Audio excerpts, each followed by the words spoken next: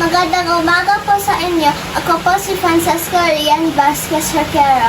Makakapanayam at makakasama natin ang aking kapwa mag-aaral na si Maika. Tungkol sa paano maging isang responsableng mag-aaral o mahusay na leader sa ating paaralan. Hello, Maika! Kamusta ka naman ngayon? Okay lang po. Okay, sige.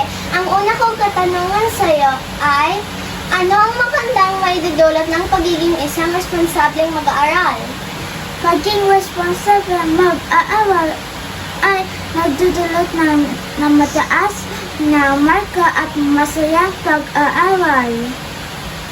Napakaganda ng iyong kasagutan, Maika. Ngayon naman ang aking pangalawa kong katanungan sa iyo. Ano-ano ang mga katangian ng isang responsableng mag-aaral? Ang mga katangian ng isang responsableng mag-aaral ay maayos sa gawain, handang tumulong, sumusunod sa mga patakaran, maingat sa gamit at nagtutulungan. Napakahusay, magaling, Maika. Ngayon, ang huli kong katanungan sa iyo ay, sa iyong palagay, nakikita mo ba ang iyong sarili maging isang mahusay at epektibong leader ng paaralan? Oo, kaya ko.